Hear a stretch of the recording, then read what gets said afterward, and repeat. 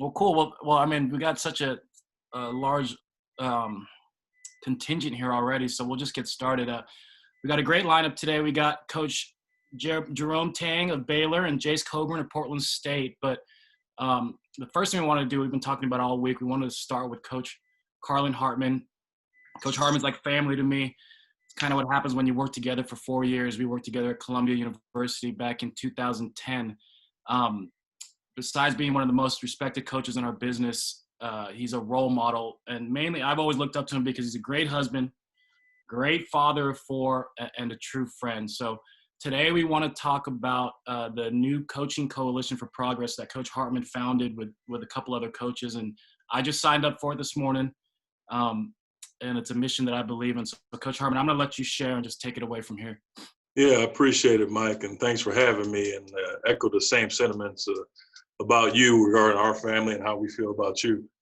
Again, thanks for having me on, guys. And I'm just going to get right to it because I know you guys want to hear from Jerome and Jace. So Garrett, if you just go ahead and put that up.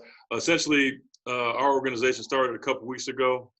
Todd Golden, who many of you know, is the head coach at San Francisco. Him and his assistant, Vinny McGee, they were just kind of sitting around one night after the whole George Floyd incident, and they just, figured, okay, we want to do something. We want to put, pen to paper. We want to, actually make a real difference and change. And, obviously, a lot of people have been making public statements, programs, professional organizations, and all that is cool, and that's great.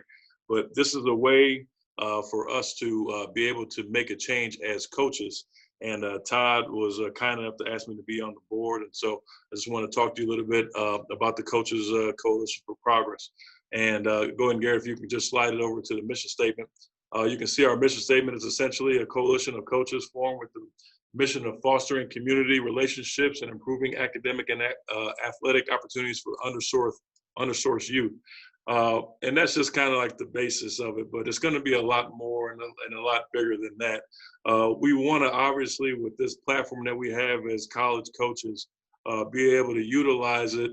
And, it's more than just, going to community centers and giving back computers and upgrading certain things. It's all about, building relationships, real organic relationships.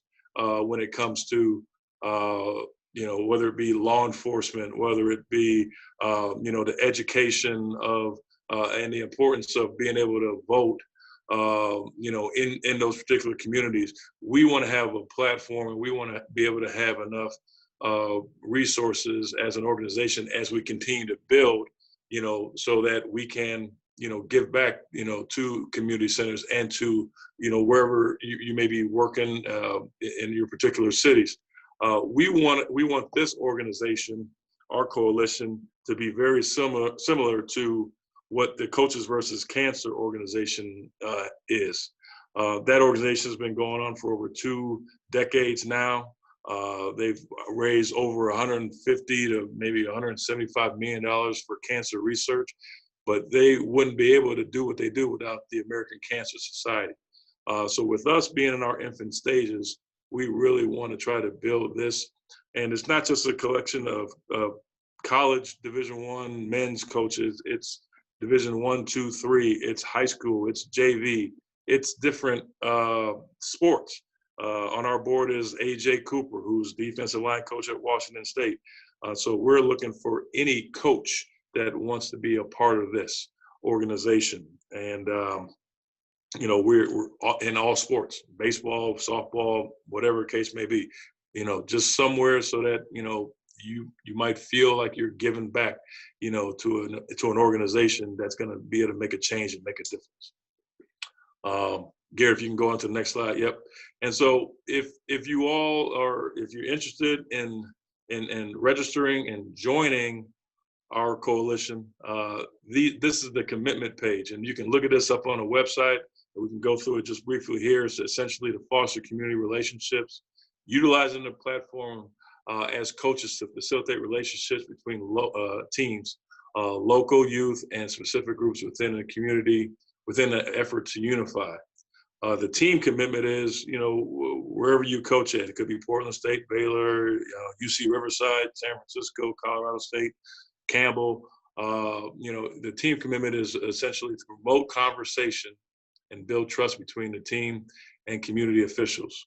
Those community officials can be obviously law enforcement on your campus, law enforcement within, like say here in the city of Norman, we're going to be doing stuff with them. So we want to build that bond and that trust between our program and the community officials. And the youth can be community service commitment that we talked about earlier, to be present and promote conversation and education and so forth and so forth. So bottom line is, we are building this thing. It's in its infant stages. Like Mike talked about already signing up for it. We had Jerome Tang on our one of our calls last week, just to talk to him about, what our coalition is doing and what we're, looking to build towards.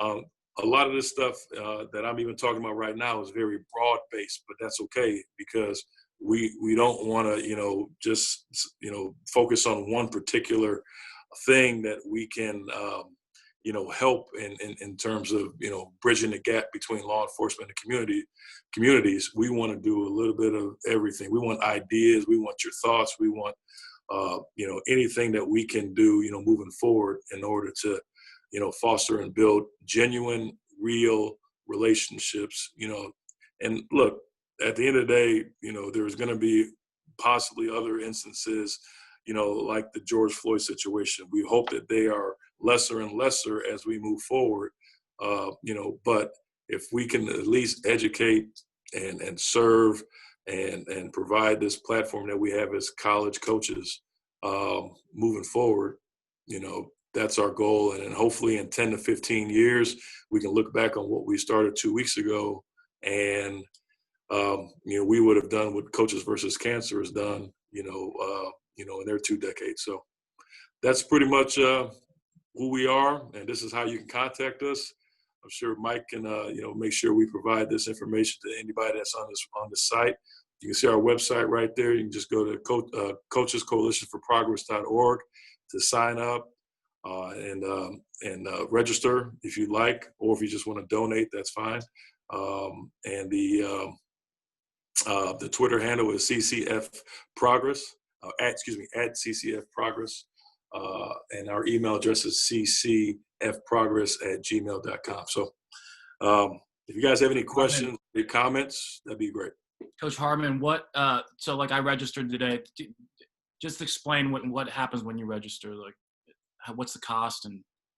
Well, it's a $50 cost just to register, and with that, essentially we're going to be just sending out, newsletters, email reminders of things in which we're doing. Like right now, one of the first things since the founders of this whole coalition, Todd Golden and Vinny McGee. Vinny McGee is an assistant at San Francisco.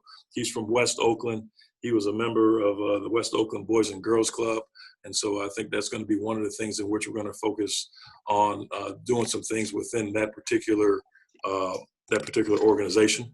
So that's just the infant stages again of many thoughts that we have. I'm from Buffalo, New York.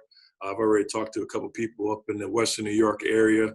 There have been programs like Canisius College and the University of Buffalo that have worked with law enforcement there, and even DA agents that have midnight basketball leagues to keep kids off the streets and so forth. And maybe we can provide something, for that organization, whether it be a new set of basketballs or just anything that they would need. As long as those relationships are continue to be in build and are organic, that would be just something that we can do. And one thing I've just read, obviously you guys have been all over the news, but it sounds like, so I registered today.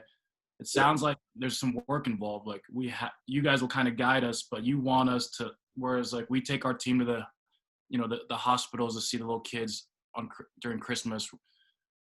It's going to be like a little work in addition to that, there's going to be some other things that you guys are going to be directing us to try to act on, or like you said, like the under-resourced, but to find some of these communities in our own universities, within Yeah, our I own? would, as you say, directing, it's more or less like, just giving ideas and thoughts and everything, in which, we kind of talked about today is very broad based. So we're going to throw out different ideas. We're going to have, we have a board of 6 people right now.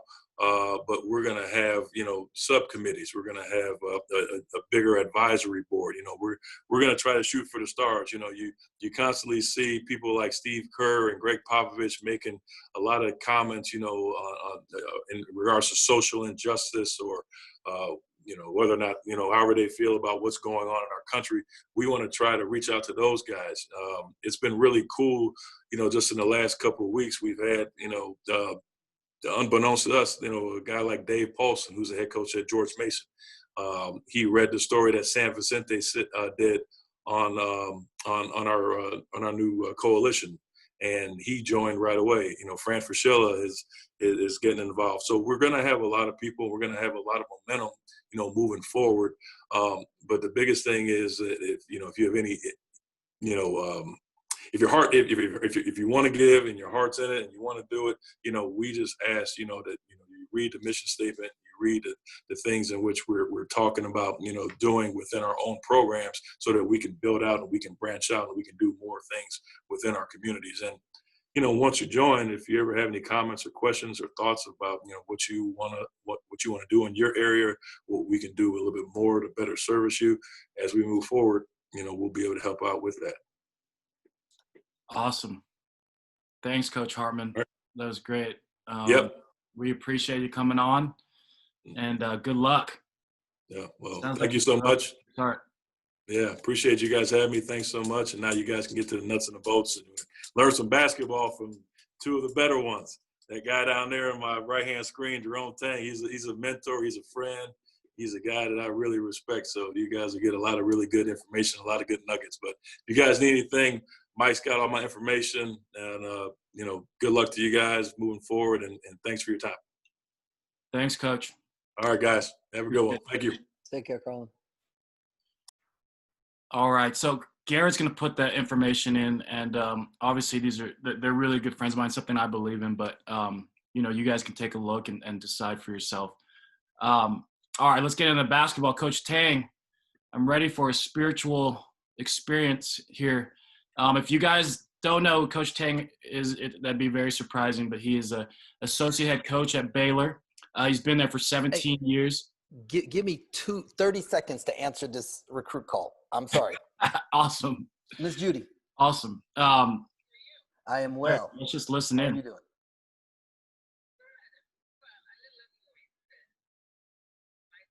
It's prime note taking right here, Mike. Seriously. Okay.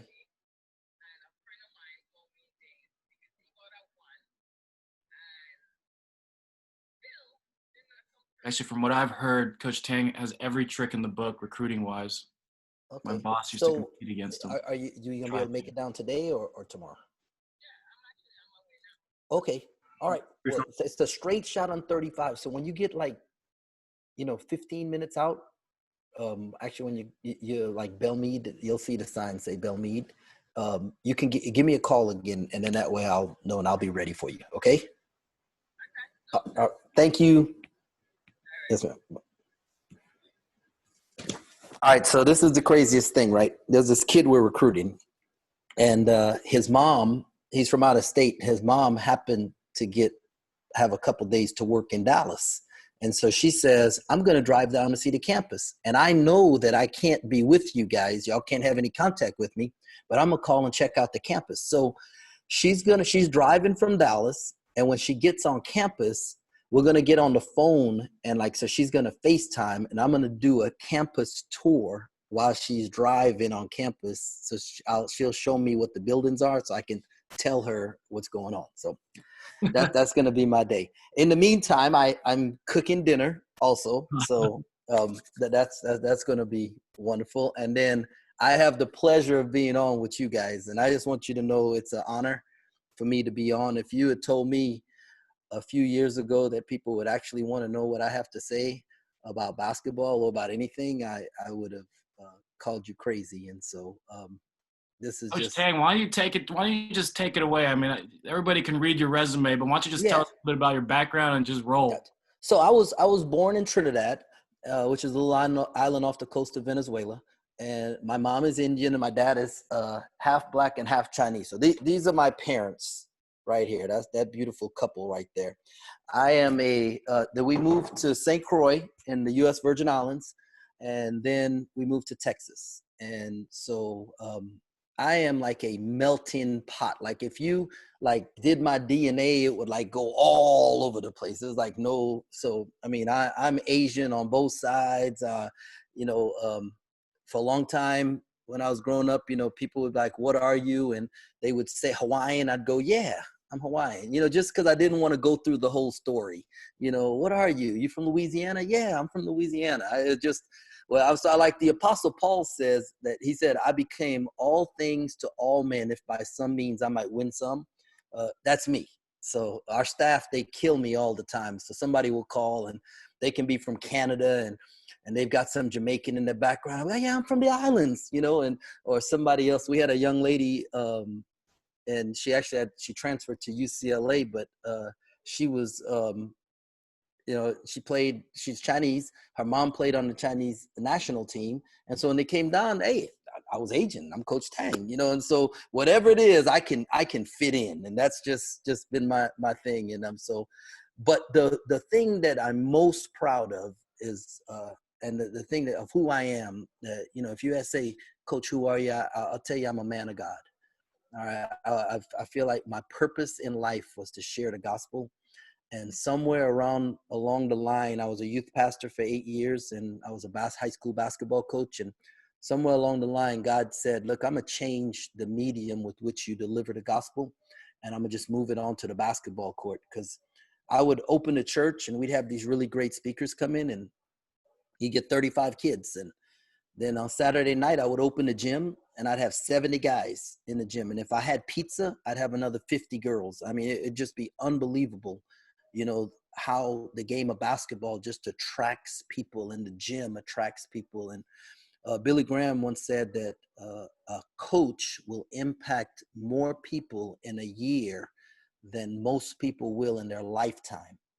And so for those of us who are called coach, it's like, it's just an unbelievable honor and responsibility. And so my son, he's a cheerleader, but I made him play team sports before that. And my daughter, she does gymnastics. And so, you know, us as coaches, like if we go watch our children, if you have children, you go watch them, you always have some kind of thought about what should be going on.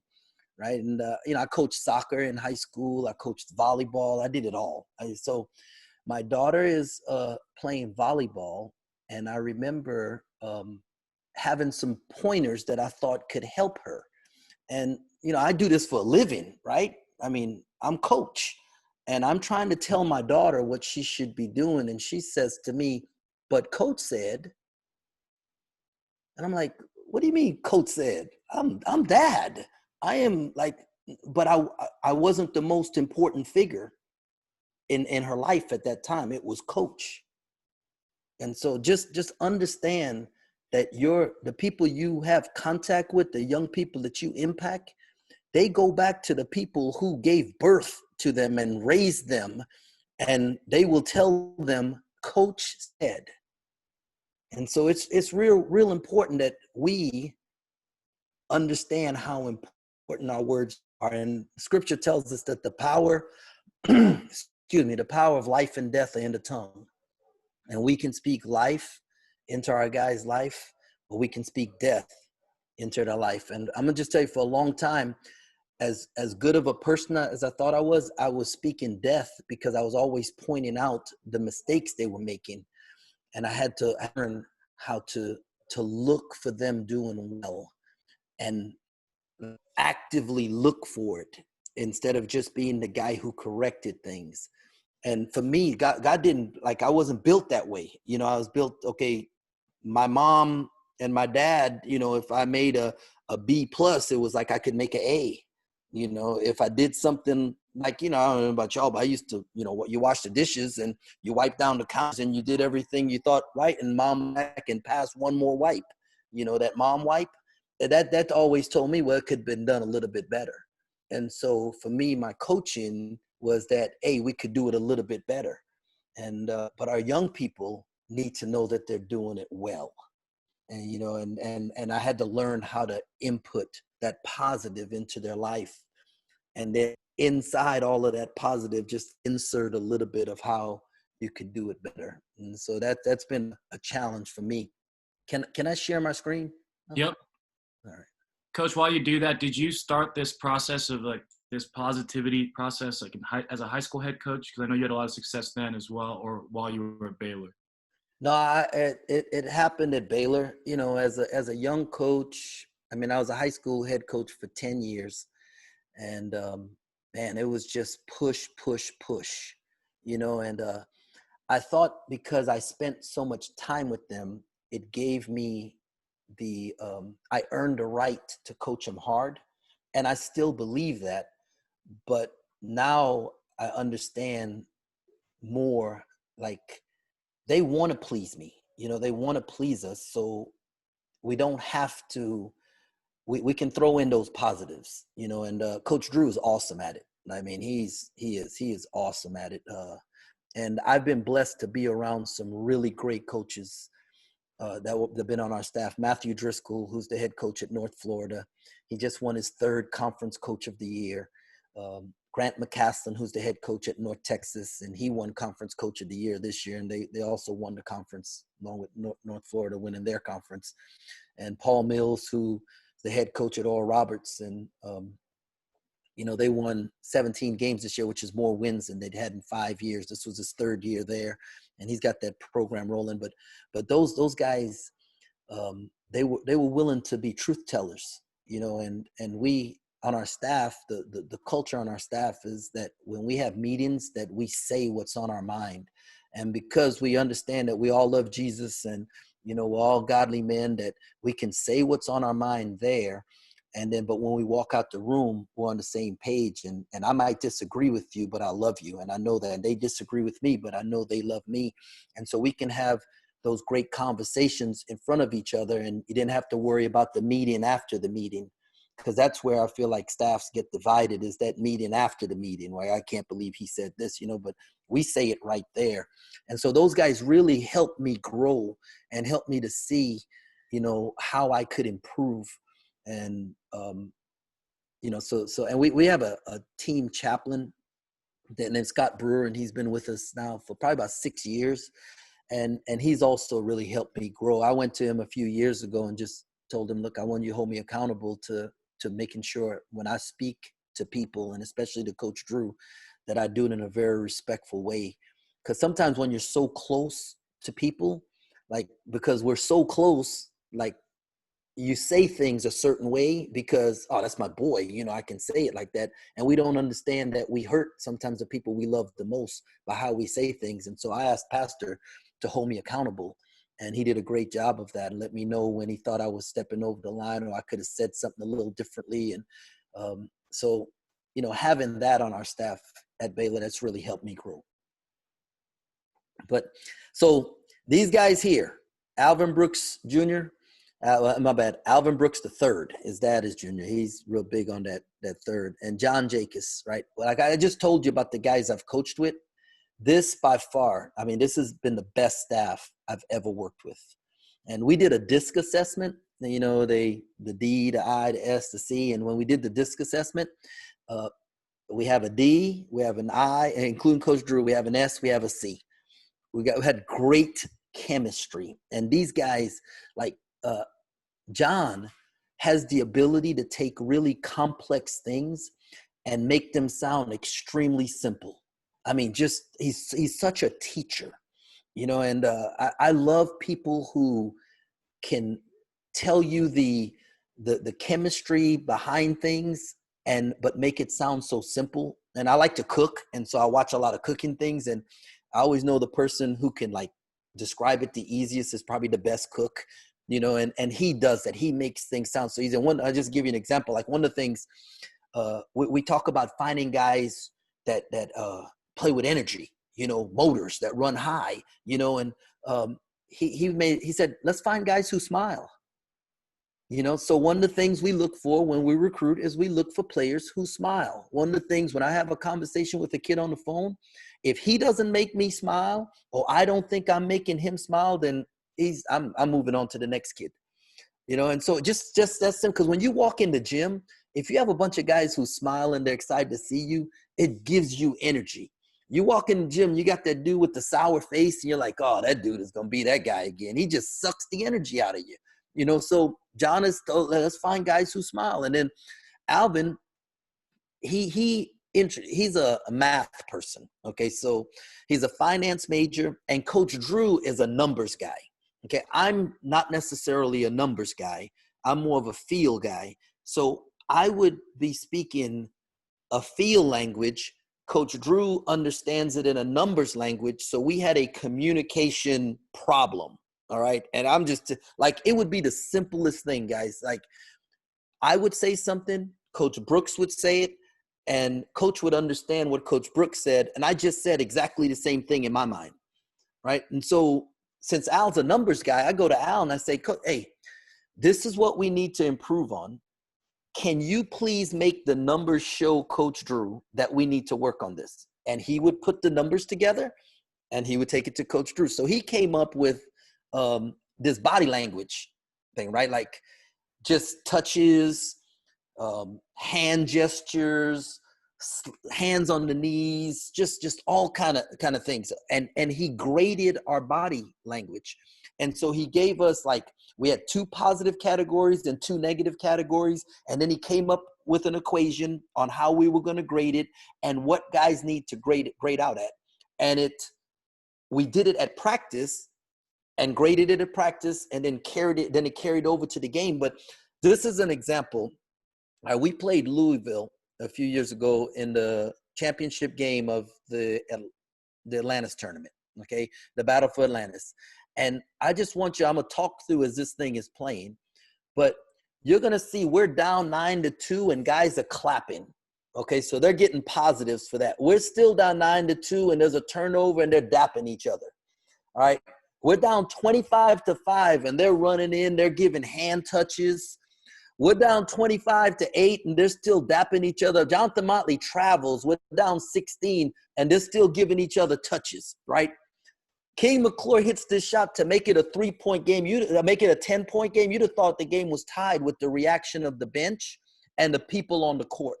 Okay, we're still down 10, and look at the reaction because of how much emphasis we put into body language and grading it and charging it and charting it and emphasizing it. So then we hit the shot to go. You see the body language of the bench, of the play, but it was what happened early in the game when we were down and how the guys approached it and how they helped each other that really allowed us to come back and win this game, okay, at the end. And I give this credit to the fact that Coach Brooks, he told us the best teams, he charted the best teams in the NBA and what they did. And so in practice, when teams were competing against each other, one team won, he would stop practice and go, look, y'all just won. Is that how you celebrate a win? What would you do in a game? So-and-so just made a great pass to you. You didn't even acknowledge it. And we would show clips of this because we wanted to have a culture of guys not thinking about themselves, but thinking about the other guy. And so we call our culture joy, okay? And joy for us means Jesus first, others second, yourself last. And Coach Drew's thing, he says the smart takes from the strong. So I'm going to play this real quick. Can y'all hear that? No. Okay, I know why, because I got my head out.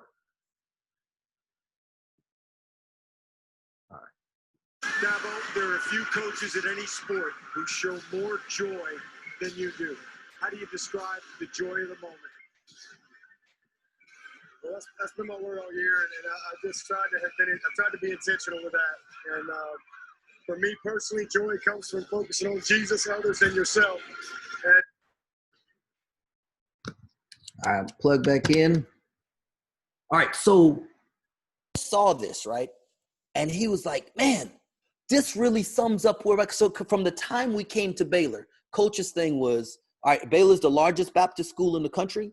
So the Christian faith is going to be, it's important to us. Our whole staff is saved. I mean, it's one of the things that coach is at the top of his list when he's hiring guys, right? And then he's such a servant. I mean, he carries bags. Like when we get off the plane or off the bus, he'll come in the gym early and sweep the floor. He grabs towels and wipes up. He'll beat the managers to the floor. So, I mean, he's just such a servant. He brings, when we're out on the road recruiting, like at Peach Jam, he'll be driving from one gym to the next, and he'll stop and get coffee, and he'll get coffee for me and walk in the gym holding 2 coffees to hand me coffee. I'm like, dude, you're the head coach. I should be bringing you coffee. But his thing is serving others, and then yourself last. And for us, when we say yourself, we don't mean think about yourself. We tell our guys to think about the thing that identifies you. What do you identify with as a player? And for some guys, it's scoring, and for some guys, it's rebounding, and for some guys, it's passing, or whatever it is. And we tell them, be willing to give that away for the team. So when you think about yourself, if you're a scorer, say, am I willing to give this away to the team so that the whole team can have success? And that's just one of the things that coach has been able to. So when he heard Dabo Swinney say this, I remember him calling me saying, man, I love that, sums up what we're about. And so our big thing the last 3 or 4 years has been, joy. So when we say joy to our guys, or you hear our guys say we play with joy on TV, or you hear Coach Drew say that, this is what he's talking about. Okay. And so we just decided that, and we wanted to bring this joy into our defense. All right. And so this year we switched from playing zone to playing man. And the reason is that we had these really good guards. We didn't have all the long length on the baseline anymore. And coach really wanted to play faster with our guards. So he had to study the pack defense. He had to study the no middle defense, bring it back to him, tell him what we thought of each. And then his big question, his thing was, this is how I want to play offensively. I want to play fast. I want to get out in transition. I want to give our guards, freedom so that they can go make plays. And so he said, which defense will cause the most turnovers? Which one can we do that we can cause the most turnovers?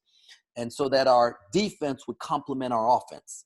And we said, hey, the no middle, right? And there's some things in the no middle defense that we can put in that will give us opportunities to cause turnovers, and then we can get out and play fast, right? So we had to answer 5 questions, right? How are we going to guard the ball? Where's the help going to come from? How are we going to guard the post? How are we going to guard screens? And then finally, how are we going to guard ball screens? Okay, and so we went through it. So we were going to play the ball with our chest. And one of the big things that we taught our guys is that you've got to make, when the ball handler puts the ball on the floor and dribbles, he's got to make contact with some part of your body, right? And we want it to be your chest, but it could be your shoulder, it can be your hip. But when you make contact, if you will show your hands, the referee won't call the foul. Okay. And I would tell you probably 80 to 85% of the time, we've made contact that was a non-chest contact where it's a legal guarding position, but because our guys showed their hands, the refs didn't blow the whistle and they let the play go on. So the big thing was that we're going to guard the ball and we want to make them make contact with us. If it's on the second thing is, where's the help coming from? And so instead of us saying where we want you to force it, because sometimes when you say, okay, force this way, guys will have a tendency to open up, right? And then they give a straight line drive, then no help. So we said your help is coming from the baseline. Okay, and because your help is coming from the baseline, your one rule is do not let it go middle. Okay, and so if it went middle, that was an automatic sub. Okay, there were some games where we knew based on the spacing of the other team that it was like if teams played in the seams a lot, then we was like, if it went middle, you just couldn't let them get to the paint. But for the most part early on, if the ball's on the side and you got beat middle, the ball went middle, you was coming out the game. And then that way, knowing the help is coming from the baseline, we wanted to help early and rotate, meet the ball outside the paint. And we were changing from a zone pack type team to a no middle. And so early on, we had to do a lot of 4-on-3 scramble, and just to teach our guys to scramble. So I would tell you that for me personally, I don't want my defense scrambling because it hurts you on the rebounding end. Okay. But because this is how coach wanted to play, we had to teach the guys to scramble. And in order to get them in that scramble mindset, you had to put them at disadvantages. And so we played a lot of 4-on-3, 10 seconds on the shot clock. The offense couldn't move. And then it was 4-on-3, 10 seconds on the shot clock. Everyone could take one dribble. Then it was 4-on-3, 15 seconds on the shot clock. You could dribble and move. Or, 3 guys could rebound, 1 couldn't, but no ball screens. And then it was 4-on-3. And then we built up. So they got used to just flying around. And our thing was, it was okay to have more than one on the ball, but you had to talk. Like if both of them called ball and ran to it, it was okay early on because we'd rather have more people on the ball than no one on the ball. Okay, and so that was our thing. That's how we building in the help. In the post, we played Gonzaga in the second round of the tournament in 2019. And they had a kid named Brandon Clark. And Brandon Clark went for 38 on us. Now, watching him on film, I thought he was a good player. I didn't think he could score 38 points. But he did. And we didn't have an answer for the post. We were undersized to going into the game anyhow, but we didn't have an answer for the post. So our thing was we were going to fight 3/4 in the post, and we were going to double from the baseline side. And then we had certain rules. If a guard was in the post, we were going to automatic double, okay, on the pass. If it was a big who was really good, we would double on the pass. And so we had different rules, but we were going to double team the post, and we were not going to give up middle. And so we worked on that. And then how do you guard screening action? So we figured that 70% of offenses started on the top X, elbow extended. And so since most offenses started there, we just said, look, if they ever throw it to top X, we're going to pressure the snot out the ball, and we're switching every screen. Okay, and so some days at practice in 4-on-4, we would switch 1 through 3. Some days we'd switch 1 through 4. Some days we'd switch 1 through 5. Okay, and so guys got used to doing certain things, and if they did it wrong, like let's say it was a 1 through 3 switch, but they switched the 4-man or the 5-man in that set, we would say nope, that's a score. You're off. And so that they learned, because at different stages in the game, we changed how we switched so that we kept the offense off balance in what we did. So this is off the ball, coach. This is off the ball screening. This is off the ball screen, pin downs, staggers, cross screen, down screen, Iversons, all those screening sets for shooters. We switched all those because we didn't feel like mismatches hurt us. We felt like open shots hurt us. So if we could switch and to be there to take the shot away, and then even if it was a big on a guard and contest the shot, we felt better about that than trying to chase a guy off of a screen. And so we practiced switching all the different actions. Okay, and I got some film as we go along. And then finally it was how you're going to guard the ball screen. So on the side, we were going to, some people call it down, some people call it blue, some people call it ice. We were going to, ice on the side. Sometimes we would switch it, and sometimes we would stay, depending on if the big who was setting the screen could shoot or not. And then in the middle, we would hard hedge sometimes. We would soft hedge and go over. We always tried to go over, just especially if the guard had any kind of ability to shoot the ball. And then towards the end, Freddie Gillespie got really good, and we would just switch it. And if you could switch a ball screen, then you don't have to worry about the tag. And so it just made our defense so much better. We probably fell in love with switching too much, the middle ball screen, and teams got comfortable against us. And so that's something. There are a couple things I would change that we will change going forward next year that I've learned from this year. But those are just some things right there. I know I've been going for a while, and I know we have other people on. I got some film, or we can just answer some questions. No, you're good. You got like 10, 15 more minutes. Okay. But you can show some film, and then we got some questions, and I'll open up to these guys. So this is going to loop. So if you have a question, you can come back. We can come back to it. But you're going to see how we help early on the baseline, how the guys off the ball are switching. We try to fight to keep the ball in the corner, and like see how Mace is not trying chest in, showing his hands, and then we're going to X out on the backside. And so the thing is that the guys on the backside are pretty much in a zone, and the guys on the ball are in man-to-man. And so the guys on the backside, is real important for them to be paying attention, because on that skip pass, the guy who had 2 has to take the first pass. The guy who had rim has to take the second pass. And you're going to see that how the guys in the back there, like Jared Butler right now is looking for who the next guy is. He doesn't necessarily have someone. Davion Mitchell is at the rim. And on the pass, he knows that he's got to take the second pass. He gets there to block it. Okay, and so that we overhelp. We don't mind having multiple people on the ball. That doesn't hurt us. It's when you don't have anybody there. That's what really hurts you. But you can see how the guys, they're just, this is like, that looked like a drill we would have done in practice. Okay, and so in the posts, right, with all guards, guards are always fronting in the posts, right? And if ever there's a guard, like if we switch a ball screen so a guard gets caught on a big, whoever's at the rim is going on the pass. Okay, so here's Davion Mitchell fighting in the post. Maceo Teague is ready to go. Davion steals the ball.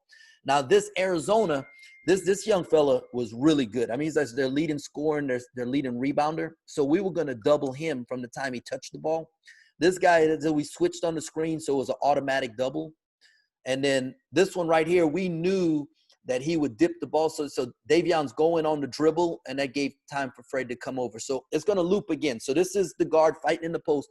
Arizona, in the second half, never ran a post set because we caused so many turnovers in the first half. Okay. Once again, we knew that bigs, like the guard is fighting for the front, will automatically come, and we're going to make the big have to make a play. And on this one, we knew McCormick always dipped the ball, so Davion wasn't going until the dribble. And we told him, our guards, when they double to help on the big, they go for the ball. They don't come over and double with high hands. They're going for the ball. Now, if a big is coming over on a big, we're coming in high hands. And Arizona's alignment was such that it was always a big that was going to be coming to double, just because of the way their offense ran and the alignment. So we always knew who would come double on that. Coach, we got a lot of questions. Are you ready? Sure. Coach Patel, you want to unmute yourself and ask your question? Yeah. I had a question. When you said you were switching out and there was pressure on the ball, would you keep the pressure so the guard was forced to stay like going to the side, or would you play it pressured and straight up and applying many pressure, not allowing him to go either way, but just causing pressure on it, or are you keeping him to the side while you're pressuring him? Yeah, that's a good question. We would pressure to keep on the side, because if we could make that guy dribble the ball, it usually killed the timing of a shooter set. Is that what you're talking about on the shooter sets? Yes. Yeah. So if you can make the person, because all shooter sets are timing sets. And so if we could kill the timing by making the passer dribble the ball, or even like have to duck down because of the pressure or go in a retreat position, then it allowed time for everybody to get to where they need to get to. That makes sense? Yeah, perfect. Thank you. Coach Katsuma, you want to ask your question? Yeah, no, appreciate it, Mike. Coach Tang, like you guys, we went to the push style, no middle defense last year, and something we struggled with a lot was our foot positioning on the ball. We started, early on last summer, balls in the corner, we're gonna, angle our feet 45 degrees and not let it go middle, and then when the ball would go middle, I mean, it would just be all hell would break loose. So we decided to go nose on the top shoulder, square, but you're playing the high shoulder. I mean, what do you feel is the most effective in terms of keeping somebody out of the middle on the ball? When it's on the bottom X in the corner? Well, just so like for us, our foot positioning stayed the same whether the ball was in the corner or if it was in the slot. Okay. Does it change for you guys? I mean, Yeah, it does. It does for okay, us. When the balls, so we like, I'll say this a lot, the top X and the bottom X. For us, top X are elbow extended and then bottom X are corners. Okay. So when the ball's on the top X, we're going nose to the shoulder, right? Pushing it down. But when the ball's in the corner, we're going like a 45 to keep it trapped in the corner. And can you see on our court right here, that little hash line right there where my mouse is? yep, Yeah, that's like the women's 5-second line or something like that. We really drill having the guy in the corner and trying to ride them and cut them off there. Okay. And then that way the guy at the rim, if he sees that taking place, he doesn't like automatically overhelp.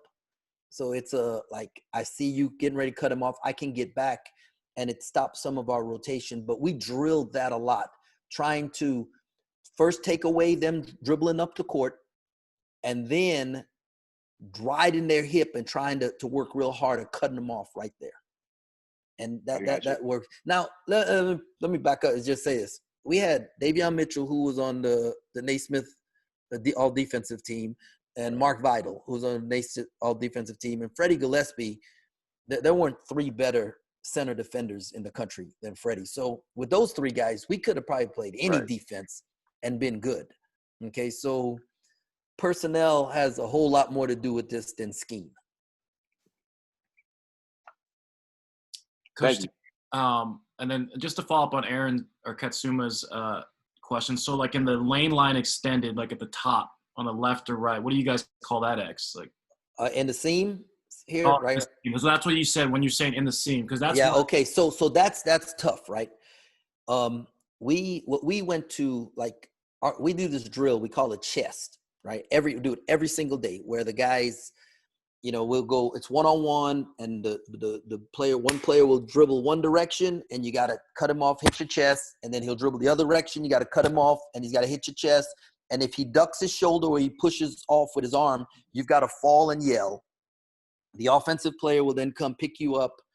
And, it's just a thing. And it's a real simple drill, but it just teaches our guys to recognize when the offensive guy ducks his shoulder, if there's a push off, to not fly, just all to show your hands on contact. Well, when the ball's in that area, if there's a ball screen coming, because what happens is teams will purposely put the guy there, run a guy like he's going to set a ball screen. I'm guarding Mike, I'm guarding you. You're going to go set a ball screen. I say ice blue down, whatever it is. Our offense, our teammate turns his feet and boom, they drive that lane. So when it's in that area, Aaron, we say chest. Okay. And chest means you're guarding it 1-on-1, whichever direction you have to guard it. And if you hit the screen, then we will switch because somebody will be there for you. Okay. So whenever teams tried to play in those seams, we did that a little bit differently. And it worked well for us. Yeah, no, that's kind of where we struggled the most, and probably where you guys struggled early on is in the seams too. Like, how were we going to guard ball screens? I mean, at first, if there was a pass follow with a 5-man, we were going to switch it if it was seam to seam.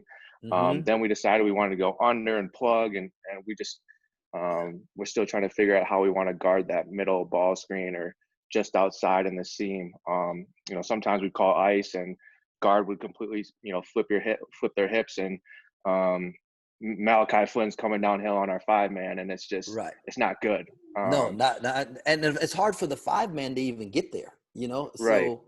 So we that's where we went to chess. Like we just, hey, look, if teams try to do this, we're playing this chess, and our guys, we actually asked our guys, fellas, how would you like us to the terminology for this area of the floor, and what will help you understand it better?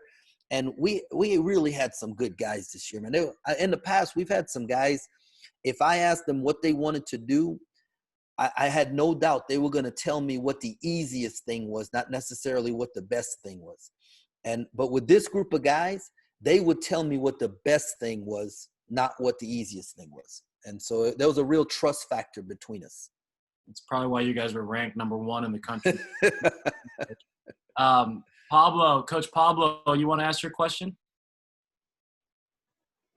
Yeah, how you doing, Coach? Thank you very much for doing this, Coach. My question is, what are good breakdown drills to work on daily to be able to teach to defend off-ball screening, pin downs or screen aways, back screens? What are the things that you guys worked on daily, or how often you worked on it? No, that's I love that. That's just like you do shell drill, right? Like I'm sure in shell you talk about guarding staggers and guarding doubles and guarding pin downs, and that's what we did. Like, hey, we're gonna guard the stagger and we're gonna switch likes, but we're not switching the bigs. And then the next day it would be, hey, we're gonna guard staggers and we're switching all four. And then we just changed, but we kept working on. We play a lot of 4-on-4-on-4, and it's great because like two of us are coaching the defense. What we're doing, well, Coach Drew and Coach Jacobs, they're coming up with the offensive actions. Hey, we want to run UCLA into a ball screen, right? Or we're gonna go Iverson into a step up, and so we're guarding all these different actions. We call it T action. We're going cross screen, down screen, or we're pitching and going off of a horns. There's a horn set, and we're going off of it, and so we would switch out the bottom X guy would take it, and I got screen, so I'm taking the other guy in the corner. So we did all the actions that we thought we would face in our conference. We put into our 4-on-4 actions, and then we just practiced switching them, and we gave them names. And so when it came time, when you get to conference, and let's say Kansas runs this action, well, we've been guarding Kansas since the beginning of the season when we played Missouri State. So what we try to do is name things that the teams in our conference run, so that way when we practice it early in the year, because you'll face other teams in the non-conference that'll run some of the similar actions, and then that way as you guard it and you're calling it a certain name, when you get to conference, then you call it, hey, this is this action, they'll be like, oh, okay, yeah, we know that. We've been guarding it, for 3 months. I don't know if I answered your question. I hope I did. You did, Coach. Thank you very much. Thank you. Coach, we got like 5-6 more minutes, but that was I have learned that way actually with the guy who was asking the next question at Campbell. We used to name things. There was a big thing. Coach Smitty, you want to ask your question? Yeah, appreciate it, Mike. Coach Tang, how you doing, man? Doing well, Kev.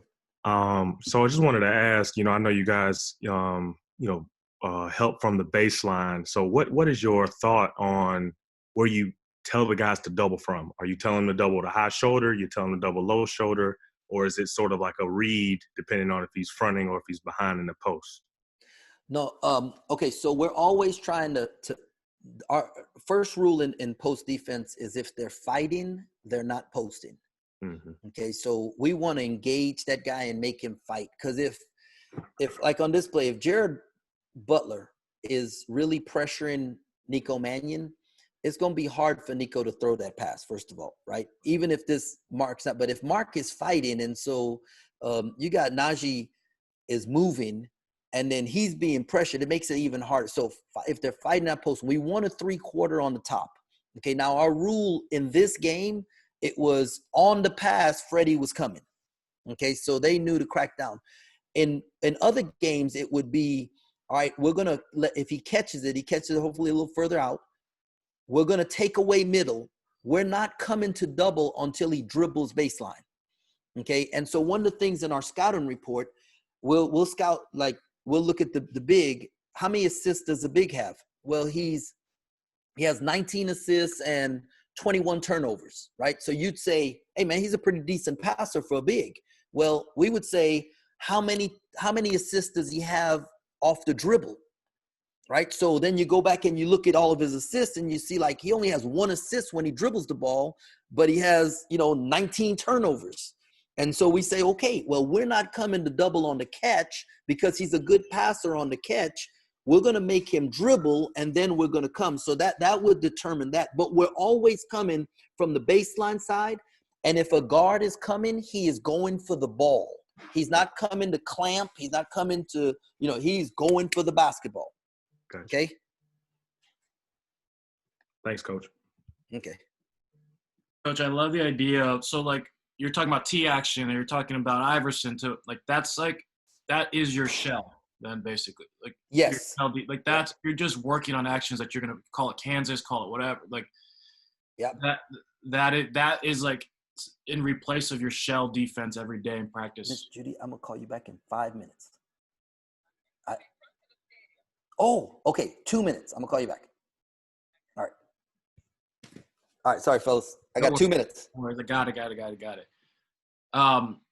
I guess my last question for you, just to kind of go back, basketball stuff's awesome. I took a ton of notes.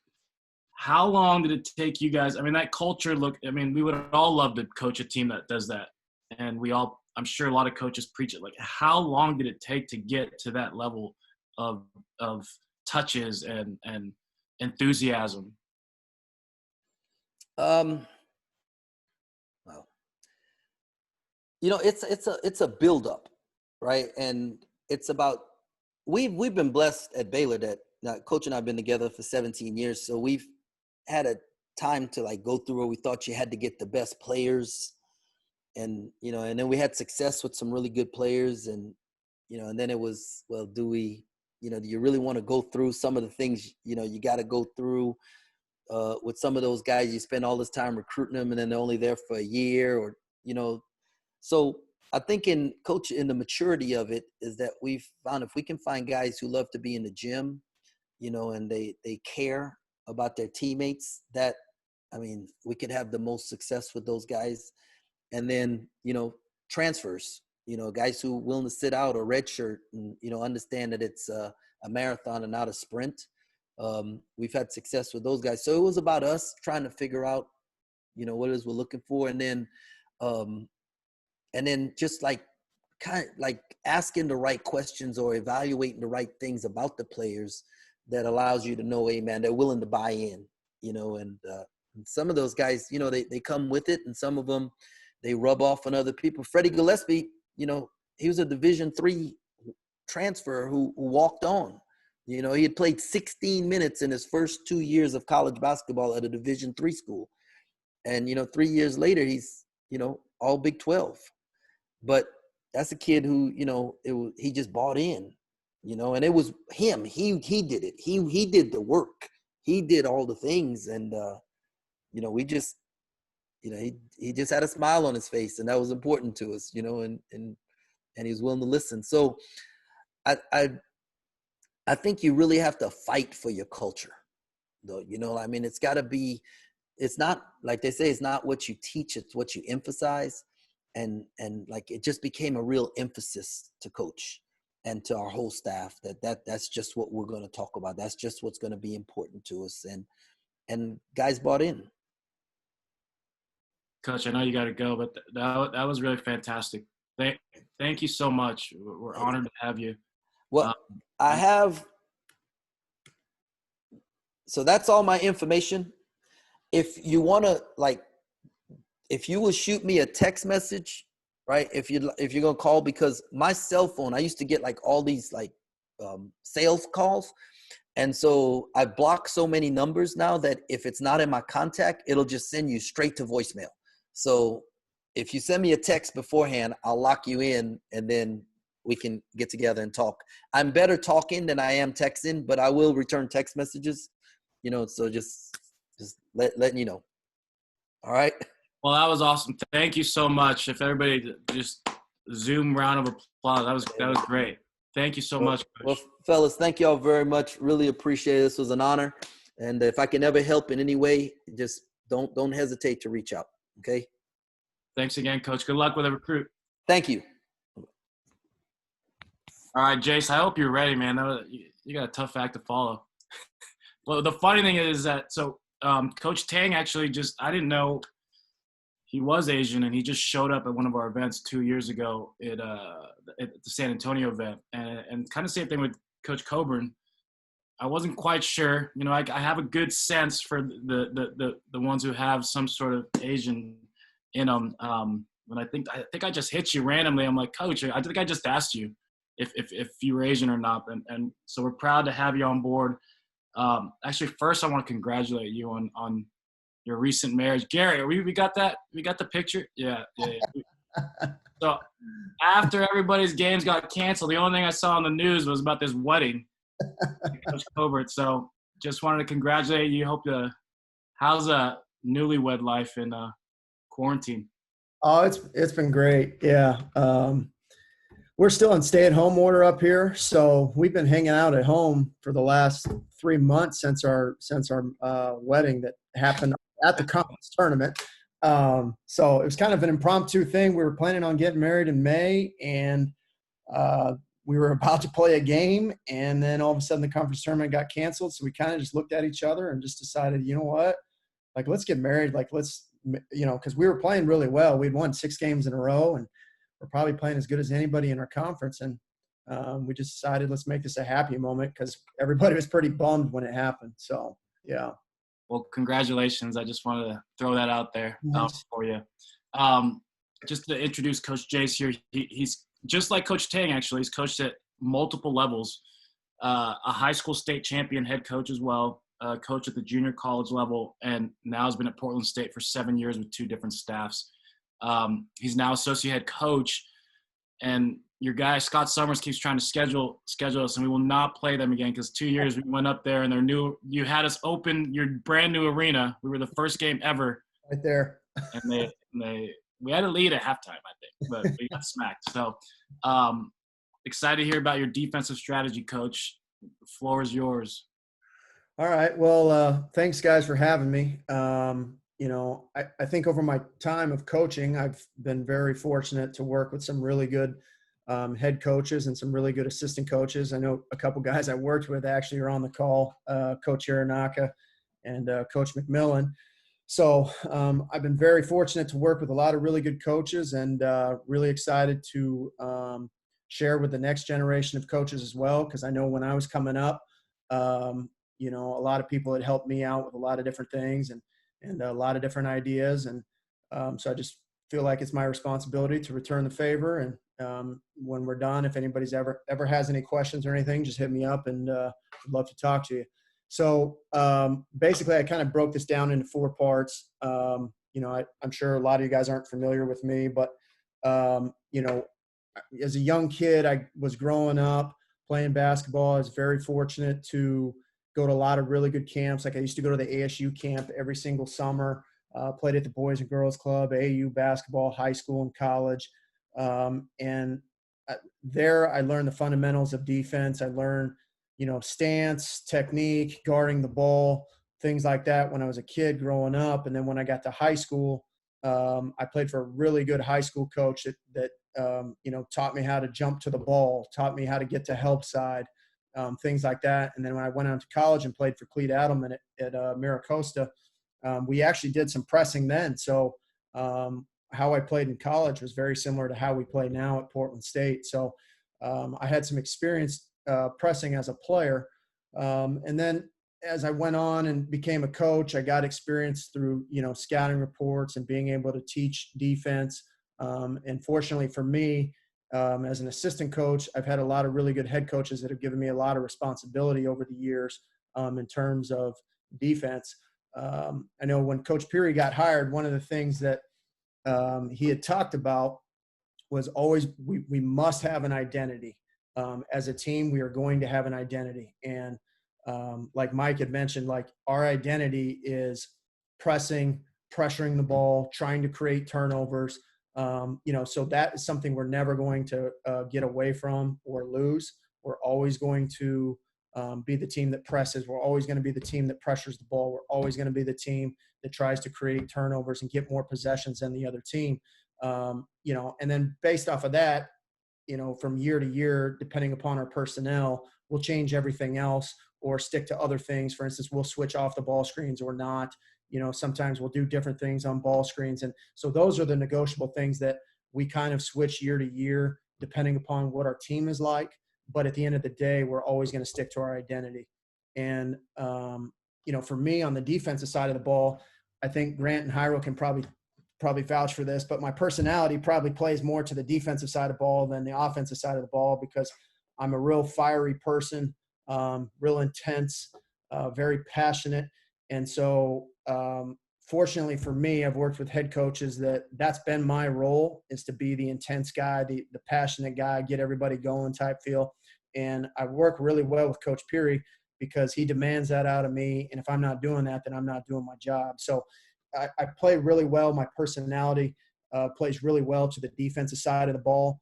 I think it's when I grew up, my parents own a martial arts place back home in Phoenix.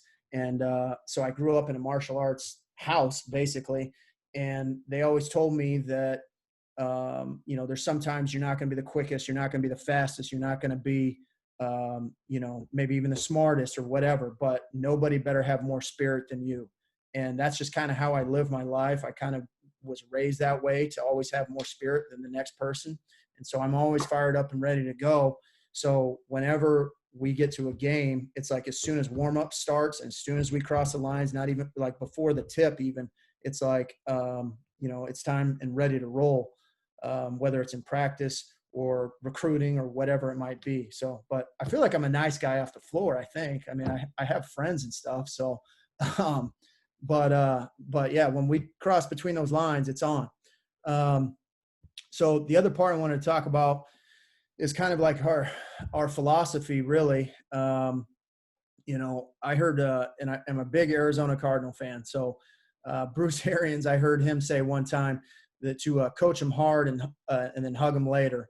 And I think that's really something that on the back end, to hug him later, to kind of create a positive environment, and get to know them on a personal level. But at the same time, when we step on the practice floor or on the game floor, you need to coach them hard. And that's kind of just like how I feel. That's kind of how, we do things also. It's nothing personal. It's just basketball. And then when you get everybody on that same page, everybody's pulling in the same direction. The other thing I've come to notice just over the years is that players a lot of times want the truth.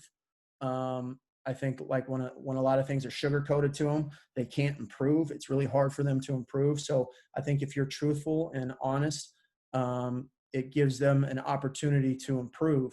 And I think a lot of that too comes with like film work. Like we watch a lot of film with our guys individually. And the thing I've noticed is that when the guys are asking us to watch film, it's because they want to get better. They want to know the truth. They're more locked in. They pay more attention, and they respect you as a coach also. Now, I understand that there's times where as a coach, you've got to hunt guys down and get them, to watch some film and things like that. But you got the guys' attention when they start asking you things or want to come in and watch film. And I think like last year's team was a very good example. Like we would have guys that would come in and ask about specific things, but they took ownership in that. Like one of our guards would come in and always ask about press break, the other team's press break alignments. So we would sit down, talk about that, watch that a bunch. Or we had a guy who was really long and athletic and very good at anticipating passing lanes. So he would do a really good job of coming in and trying to find an action where he could jump the lane and try and get a steal, things like that. And then, we've obviously had other guys come in and want to watch themselves fundamentally and watch our schemes and things like that. So, and the other thing is that going back to the Cardinals again, but I heard Larry Fitzgerald say the other day that Cliff Kingsbury doesn't make up answers when he gets asked questions, and he's just confident enough to say, hey, let me get back to you. Let me go figure out the answer and I'll get back to you. And Fitzgerald said he really appreciated that about Kingsbury. And one thing that we try and do is we love it when the guys ask questions, because you can have the dialogue, then they start to take ownership and things like that. So that's always played really well for us too. And then individually, I think what makes a great defender or what makes a good defender is individually, if a guy can at least do one thing great, whether he's a great shot blocker, whether he's a guy who takes charges, whether he's a guy who recognizes half-court alignments, whether he's a guy in the back of the press that can get everybody lined up how they're supposed to be. I think that if you have to be able to bring something to the table defensively. You have to be able to do something great to be a very good defensive team. And along with, everybody knows that the toughness, the motor, the intensity, the passion, all that kind of stuff. And one thing I think that's very underrated is a player's instincts defensively. To be able to see alignments, see actions, and read and react, because a lot of defenses read and react. If you guys got any questions, fire them away while I'm going. I guess the next part about defense that I'm going to talk about is the fundamental part, installing a defense. So I worked with Mark Adams, who's at Texas Tech at Howard College. I guess it was about 8-9 years ago. And he's one of the best defensive coaches in the country. And one thing about him is that every single day we practice defensive fundamentals. So every single day at practice, we would practice sliding. We would practice our stance every single day to start practice. We would go from stances to slides to old-fashioned zigzag drill down the sides of the court to practicing closeouts, practicing 2-on-2 defensive rebounding. Every single day, it was all about fundamental defense. And the thing about Coach Adams is everybody always asks about Coach Adams and what makes him great. And, he is very intelligent. He's a very good teacher of technique, very good scheming stuff against other teams. But what sets him apart from everybody, I feel like, is he holds he holds all the players accountable. And because you can put your ideas to a piece of paper, but if you don't hold the players accountable to that, then you're just wasting your time. You might as well just crimple up the piece of paper and throw it away because, so he would hold guys accountable. We would do this drill. I think they still do it at Tech, actually. But we would do this drill. It was called 4-on-4 shutout. And for 2 minutes, we would have the same defense, 4 guys versus 4 other offensive players. And the defense would be there for 2 minutes, and you have to get stops for 2 whole minutes. If you gave up a bucket, then the clock would get reset to 2 minutes. If you let up getting to the middle, the clock would get reset back up to 2 minutes. So or it could be anything. If a guy wasn't in a stance, it could get set back to 2 minutes. So sometimes we'd be there for like an hour, working that same drill, but it was all about accountability. So it was a great opportunity to work for him, and he taught me a lot of stuff. But anyway, building up a defense, I think at the very beginning, it's very hard to go out there and just throw a shell drill out there the first day and expect everybody to know exactly what you're doing, especially with this landscape now with transfers coming in, because you might be getting guys who played zone for a couple. Like we had a guy last year who played nothing but zone the year before. So, and then you got a guy coming from somewhere else, and then you got a freshman guy coming in from a high school or wherever it might be. So you're going to have to put all these things together. So I think it's best just to start from the ground up. What we've always done is we started basically 1-on-0, working on stances, slides, like Coach Adams, zigzag drill up the side, closeouts, post defense, things like that, as opposed to just day one saying, okay, let's go out there and just start playing defense and just start yelling and screaming at everybody when they mess up a flex cut. So we start out with those things, try and hold the guys accountable to those things first. And then from there, we move to like one-on-one stuff. And we'll play one-on-one from the corner. We'll play one-on-one from the wing, from the slot, from the top, the half-court corner, in the post, closeout drills. To me, the most important part of half-court defense is guarding the ball. You can come up with a million schemes about how you want to guard certain actions, but if you can't guard the ball, then you're going to be in trouble. So from there, one-on-one, we go to 2-on-0, and we actually got this drill from Coach Skinkis a couple years ago, one of the assistant coaches on our staff. We go 2-on-0 ball screen. So it would be like the guys are imagining what it's like to guard a ball screen. So we'd have a guy guarding nobody, but he would be sliding from like half court to the wing. And then we'd have a guy coming from the block out, communicating, yelling out the screen. And then we would do whatever screen coverage we were going to do, and they would time it out. So they could visualize what it was going to be like when we threw actual offensive guys out there. So we do it from the wing, the slot, the top, wherever. And then we progress to 2-on-2 with ball screens from those same areas. We'd work on handoffs, things like that, 2-on-2. And then we'd start building from 2-on-2, one pass away, whether it was the top to the wing, whether it was from the wing to the post, things like that. And then, it keeps going 3-on-3, 4-on-4. I know Coach Tang was mentioned 4-on-3. We do a bunch of 4-on-3 stuff also with scrambling because that's one of the things, especially with pressing, you're probably going to be in a lot of scramble situations. So we practice 4-on-3 a lot. And then we eventually get up to a 4-on-4 full go shell with practicing against the cuts, practicing against screens. And we practice against every kind of action. It was basically kind of similar to what Baylor does. We give names to offensive actions, and then we start guarding them throughout the year. So then if it comes up later on, then we can just talk about it and say, oh, yeah, remember when we, guarded that action a long time ago. A couple things that we've actually liked to happen in the half court. We've been really successful with slot drives. And it's I know that the feet are a big thing, but we've been really successful with trying to get people to try and drive it really hard to the rim. And we've been fortunate enough the last couple of years to have really good shot blockers and guys who are willing to take charges. And it's turned into a fast break opportunity for us, really.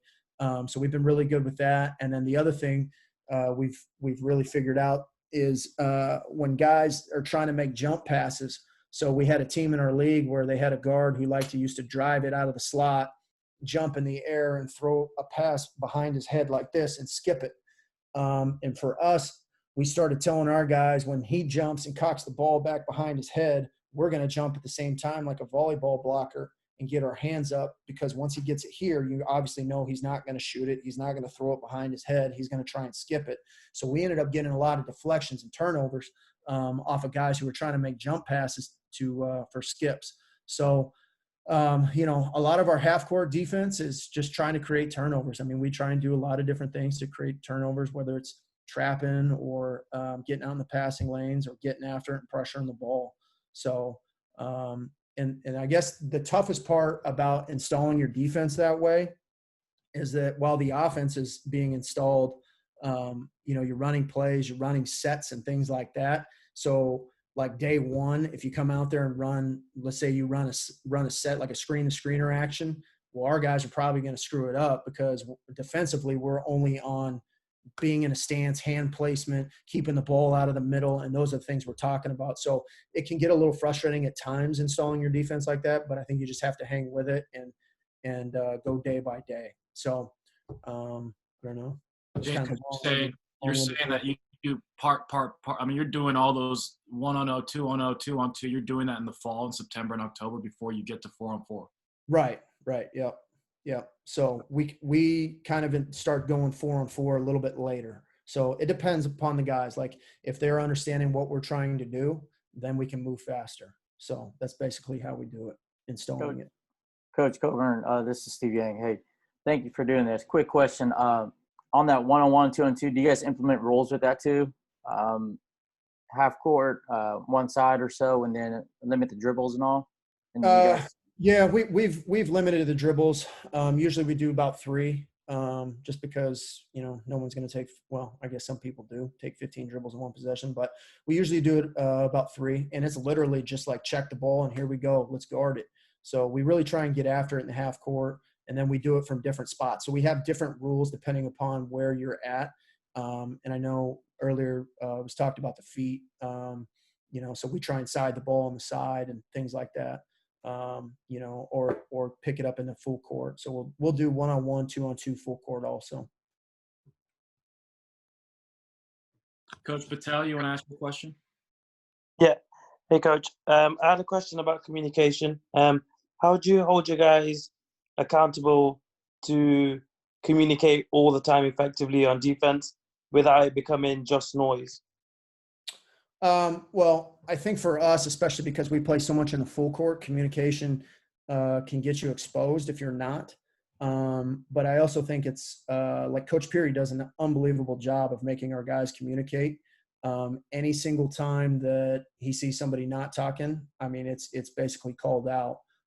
So we do an unbelievable job of communicating, especially, like I said, because we play so much in the full court also that our guys have to be talking all the time. And, we do some switching and we do, some other things too. So like our guys know that they have to communicate, otherwise they're going to get exposed.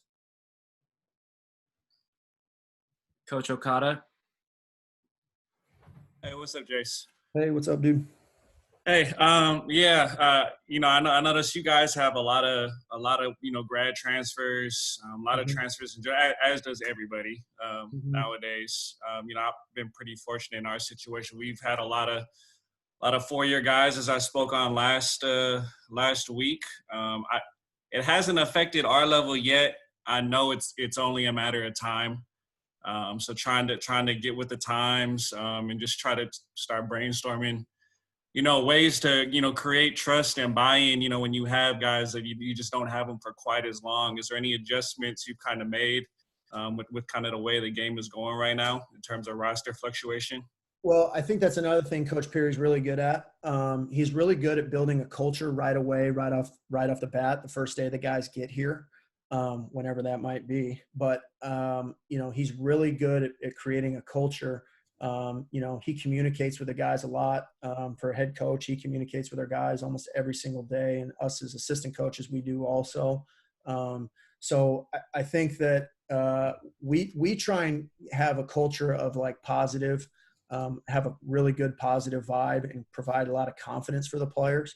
I think maybe a lot of times that some guys are coming in that have been in a different situation, maybe not the same kind of culture that we have. So they're really accepting of how it is here. So that's basically our thing is we really try and create a positive confidence for the guys. Let's see. I'll roll through our press stuff here. I know that's probably what everybody really wants to see. All right, let me try and screen share this deal.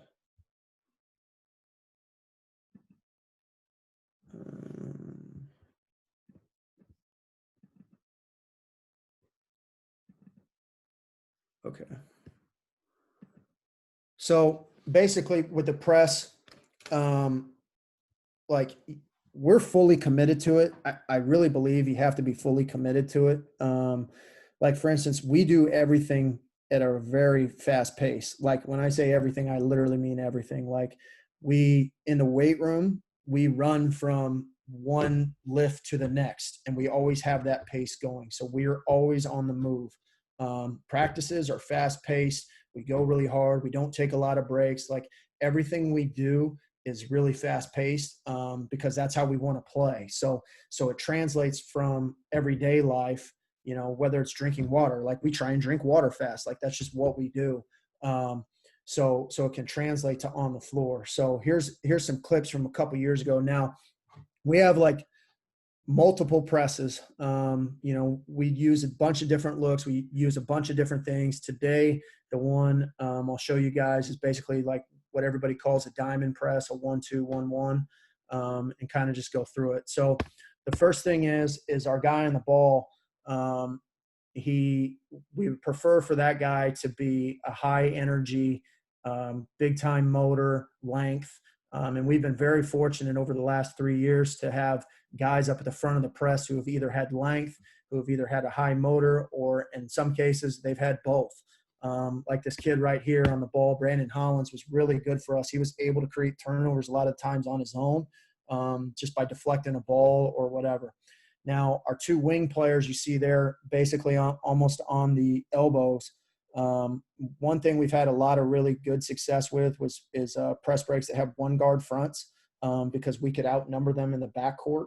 So we've had success with that, and we've also had really good success with press breaks with like 4 guys, and it just gets real jumbled and crowded, and people end up just throwing the ball away. So and then our middle guy, who's usually our point guard because he's getting back anyway, has been a guy who's had really good anticipation skills, a guy who can jump the passing lanes, basically like a free safety. And then our guy in the back is funny because everybody believes in the back you have to have an athlete who can block shots and things like that.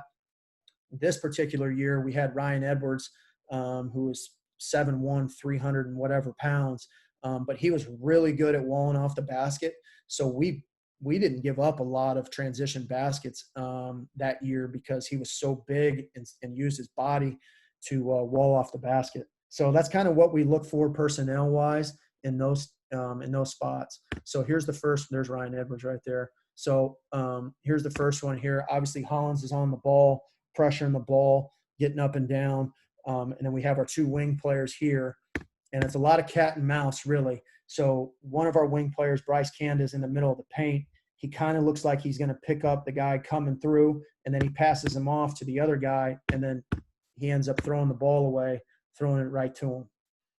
So we get a lot of steals off of stuff like that. Here's another one here. We have a guy on the ball, and then this time they went with a two-guard front, so our guys are kind of behind him a little bit, and then he's able to get around on the side and get a steal.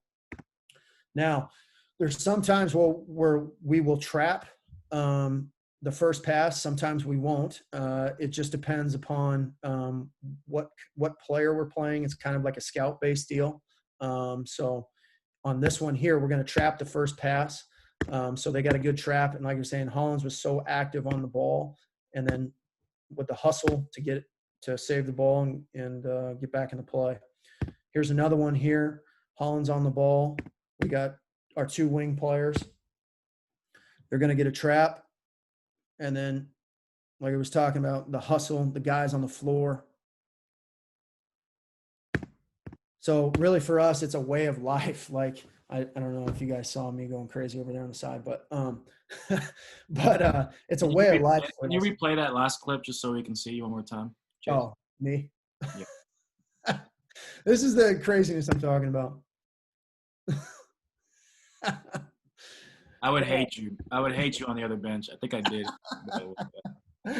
Yeah. You know what?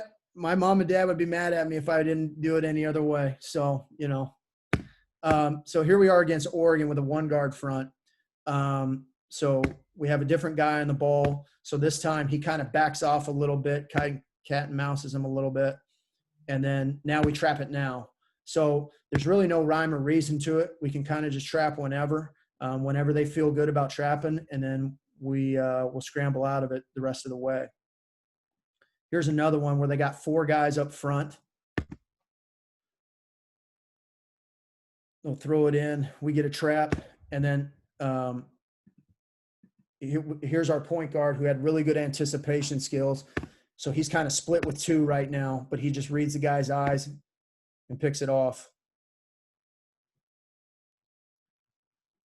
Here's the one guard front I was talking about that we've had a lot of good success with. So if they go one guard front, we'll trap it here because it's kind of almost leaving the guy out to dry a lot of times. This time they throw it into the big guy, throw it back, and then now we're kind of trying to set up a second trap, and they end up throwing it away.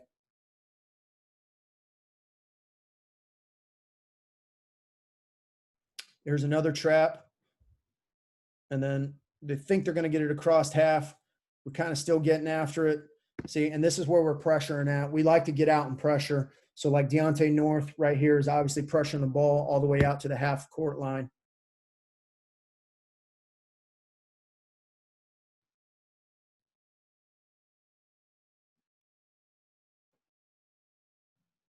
This one here, we're kind of just scrambling around, and they end up throwing it away. This is one of my favorite possessions in 3 years here. It's kind of marks like who we are as a team and who we want to be as a program. So he's going to skip it out, and Mike Mayhew's going to close out on this wing. He loses it, gets on the floor, dives for it. We pick it up, and we're gone.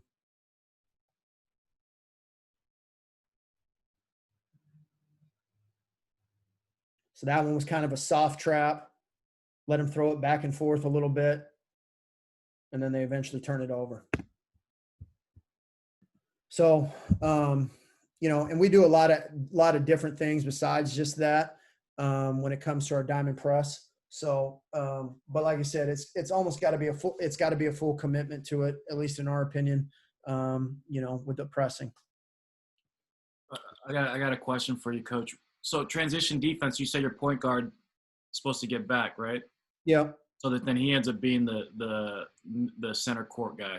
Right. Yeah. What about the other guard? Is he supposed to get back and then come back and press, or?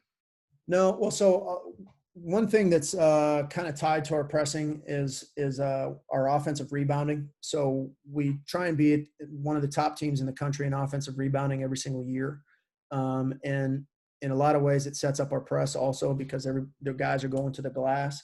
So if the guys are going to the glass, they're going to be in a position to press also. So Crash 4. A lot of the time. So it's like a forechecking mentality. You're just trying to keep the ball in the front court in any way possible. Correct. Yeah. So do you guys recruit to your press? Like, is that a big part of your recruiting? Yeah, I would say so. We look for obviously certain traits in players that we think can handle it and do it. Whether that's athletic ability, whether that's having a motor or instincts or whatever that might be. So we do recruit to it, and it's interesting because a lot of guys that you wouldn't think can play in a press can. If they have really good instincts, they might not be the most athletic guy, but if they have really good instincts and know where to go, then they can play in the press too. So like for instance, Ryan Edwards, I was talking about him a little bit ago. Like, I don't think anybody thought Ryan Edwards would ever be on a pressing team at 7'1", 300 pounds, but he was very, very valuable for us because he was a great communicator in the back. He could get people lined up. And then at the end of the day, he wasn't going to give up a layup. So, a lot of guys can fit. You can find a place to put a guy.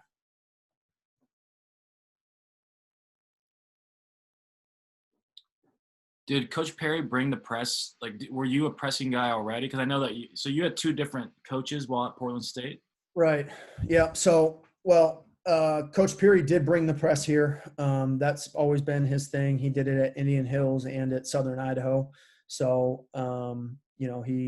he's always done that and believed in that. And towards the end of Coach Geving's tenure, we did some pressing at the end of that also. And the pieces just fell right into place when Coach Perry got here with the pressing. So we had a lot of guys who fit that style already on the team. So it worked out really well.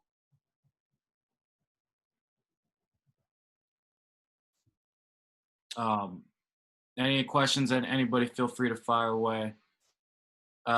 You said that, explain that 2 minutes. So you have to get stops for a whole 2 minutes straight. Yeah. So Coach Adams' drill. Okay. So you got 4 defenders. Let's put them in red jerseys. Let's say they're in red jerseys. Okay. And then let's say you got 8 other guys on the team. So put all of them in black. So the offense changes out every single possession, but the defense remains the same, and it's a full court drill. So you have to pick up at one end, okay, and then the offense is coming at you, and you have to do everything perfectly. You have to get a defensive rebound or create a turnover or whatever it is. And then, but if you don't, then the clock resets at 2. So then after the first possession, the next offense hops on right away, and you're going towards the other end now. So now you're defending that end. So you have to basically you have to get I don't know, probably it depends on how nice the offense is, but sometimes you have to get about 6 stops in a row, and it's full court. So it's really tough.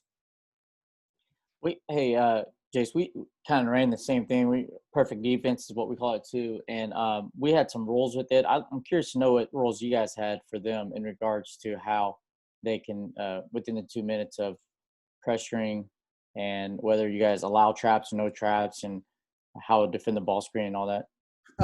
Back then we just played our defense. I mean, we just kept all of our same rules. We didn't really try and make it like a gimmick or anything by like doing extra traps or figuring out how to get out of the drill. It was just holding everybody accountable to the defense that we were going to do. We were a strictly no middle team, and we did, kept everything out of the middle. So that's kind of how we just played it. So everyday practice, like, you guys are going against yourselves, so your offense is going against your press every day, or do you? It depends. Obviously, yeah, to work on our press, our offense is having to go against it, especially when we scrimmage. If we have a scout team or something like that, obviously it gets different. So it just depends. It depends on where we're at in the season. If we get into January or February, something like that, or we have like a full scout team going, then we won't practice against it as much. Got it. About when do you get to like your 4-on-4? Like, how long does it take you to finally get to 4-on-4 shell? Building up. Sometimes longer than others. It just depends. We try and get to a new topic every day. So I would say maybe like 2 weeks, 2-3 weeks. If we're learning fast, it's quicker. If we're learning slower, it's slower. But we want to make sure everybody gets down the fundamentals and knows exactly what we're talking about. Do you guys looking to sorry, you guys feel free to jump in and ask questions, just so I know Mike and I are asking questions, but do y'all kind of look at the foul count too when you're pressing and putting pressure on and all that? I know you want to stick to your identity, but how much emphasis do y'all put on that? And even the personnel, if someone has 2 fouls and he's your better player and all that, you know, there's still about 12 minutes in the game or so. Yeah, no doubt. We, I guess I'll say this. We have some presses that are more aggressive, and we have some that are not as aggressive. So, you know, obviously when your best player is in foul trouble or whatever, you don't want to put them in a situation. But at the same time, like we can't, like you said, we're not going to go away from it and lose our identity. So there's certain things that we can do pressing wise, depending upon who we're playing and what pace we want. So we kind of change in and out of presses. That's the other thing too. We give a bunch of different looks besides just the diamond press. So we've got a lot of different things we can do with that. I got a question for you, Coach. We've kind of tinkered in years past with you know, 1-2-2, a 2-2-1. Our 3 is 6'7". He's not the quickest footed guy, but you know, we've kind of struggled with figuring out what kind of press we should do with our personnel. I mean, any recommendations if maybe in prior seasons, you know, you have a 3 or 4 that, you know, might not be the most athletically gifted person, but you want to speed the tempo up, or you're trying to take 10 seconds off the shot clock to make the offense initiate their offensive sets late. I mean, what would you say about that? I think a lot of times, especially now, ever since the shot clock changed from 35 to 30, I feel like more and more teams have been 2-2-1 pressing to slow the game down, or to, you know, like you said, later in the clock, get them into their offense later in the clock. It just depends on what pace you want to play at. Like if you want to play at a faster pace, you probably should just try and trap the first pass and get the thing going. Like when I was at Phoenix College as an assistant, we pressed then too. And it really wasn't anything other than we just wanted to try and get a trap to get them to try and advance the ball to get the pace going. So we just trapped one time and that was it. Like that was literally our only rule. So, you know, we have guys that, like you were describing, like we have guys on our team maybe that aren't the most athletic guys, but they're very smart and they understand where to go and where to be. So that makes up for a lot of stuff. So, you know, I actually believe that anybody can play in the press if you just put them in the right spots. Hey, Jace, quick question. Do you guys take any specific stats in regards to defense, whether it's deflections or how many times diving on the floor or how many passes y'all create or make them pass? Yeah, we chart a lot of different things. So we chart deflections, we chart diving on the floor, we take charges taken, defensive rebounds, and then we block shots, all those things. And we have different point values for everything. And then at the end of the game, or the next day after watching all the film, we'll come up with who did the best in that way. A lot of basic motor stats, really, hustle stats, I guess I should say. Do you guys chart it in practice as well too, or is it just games? Mostly just games. Yeah, mostly just games. Hey, Jace, what's going on, man? Quick What's up, question dude? for you. Scouting reports, because you guys press a lot, is there anything different that you think you guys do in terms of highlighting, you know, like, hey, we want this guy to catch the ball, or, you know, we don't want this guy catching the ball in the middle of the floor, stuff like that, just specific to how you guys press? Yeah, no doubt. Basically on the scouting reports, we let our guys know basically who we want to trap, where we want to trap them at, and then who we don't want to trap also, because there's some guys that we don't want to trap, or there's some guys, if they take the ball out, we don't want them getting it back. So there's a lot of things to the scout, you know, with the press, including press breaks. We go through other teams' press breaks and things like that. So yeah, that's definitely plays a big part into what we do, and what press we're going to use for that game. Like we might go 3 games where we feel like the diamond press is the best thing for us. And then we might all of a sudden out of nowhere see a guard that we think, you know, can or can't handle it, and we'll flip to a 2-2-1 press and use that in that game, or the next game use a 1-2-2 press. So it's really scout based as to what press we're going to use. Yeah, and once teams say, you know, they're breaking it with the pass, guys are flashing, guys are moving, balls moving, and I guess the team starts making threes. Like, how do you guys adjust? It's like, okay, you know, more of a soft press. Let's keep them in front. Don't let them get behind us. Kind of taking it easy that way, or are you guys forcing those early shots? Do you want that? Well, obviously, you know, with the pace we play at offense, and trying to get more possessions, we like early shots. Like, we like it when teams take early quick threes, you know, because we feel like that kind of plays into our hands. If we can get the rebound and go back the other way, then we're going to have numbers back the other way.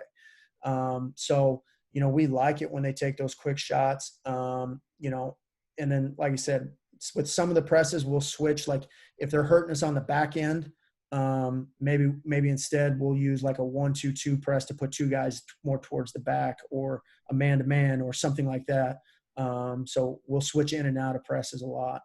Yeah, and one last one for me. Is there ever, you know, a time in your report or even mid-game where it's like, hey, we want this guy to catch, don't guard him? Yeah, for sure. Yeah, no doubt. You know, the other thing is too, is like when big guys catch the ball, especially in the backcourt, they're not used to handling the ball in the backcourt. They're used to giving it up to a guard. So a lot of times they'll flash the ball and catch it, and then they kind of just look around for a second and try and figure out what to do. You know, just because it's out of their comfort zone. They're used to, probably like most people, they're either used to running to the rim, or they're used to just trailing and setting a ball screen. They're not really used to catching the ball and having to make a decision with it. So we've gotten a lot of turnovers out of that too. Cool, appreciate it. Yeah. What's a number of possessions you guys try to play? Like, you guys try to reach every game? Mid 80s. That's basically where we try and be at. You know, What do you rank nationally? Like, how fast are you guys? you know what? We just talked about that the other day. I'm not sure. I think it was like 13th or something, 12th. I don't know, somewhere in there. Got it. Does an offensive rebound count as a new possession, or is that the same possession? There's 2 different ones actually. So there's ones that do count it, and there's ones that don't. Got it. What's your guys' rank offensive rebounding, since you guys do crash hard? 2 years ago we were first, and then we're usually in the top 5, or try to be. So That's your next talk. I mean, this is our longest one ever. So I'm gonna, if anybody has any questions, come in. But James, you got any final thoughts, Coach?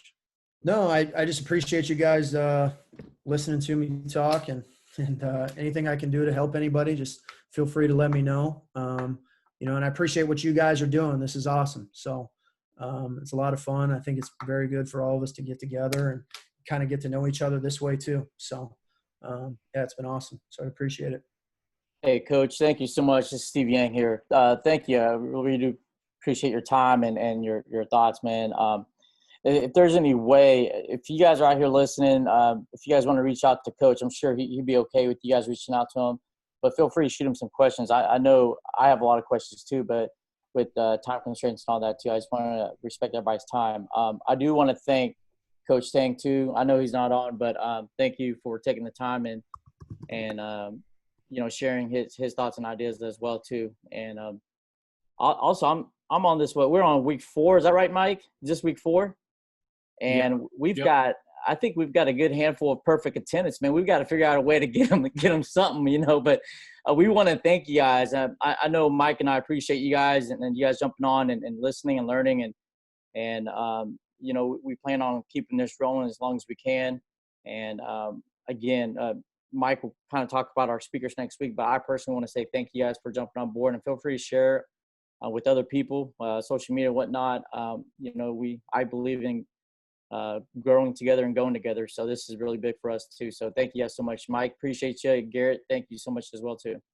Yeah, Garrett, shout out to Garrett Furubayashi. I thought this week was going to be the week he was going to show his face, but maybe next week. But Jace, thanks so much, buddy. Appreciate it. Thanks for coming on, taking the time. Yeah, absolutely. Appreciate you guys. Next week, guys, we got Grace Rica Franca and Colleen and Yang. Help me with the last name. Matsuhara, legend and women's coach and former head coach at numerous places. So Grace Rica Franca is a Pepperdine assistant coach. I think she's on here somewhere. So we're looking forward to that. But thank you guys. Appreciate it. Thanks for coming, and we'll see you guys next week. thank you guys. Appreciate you.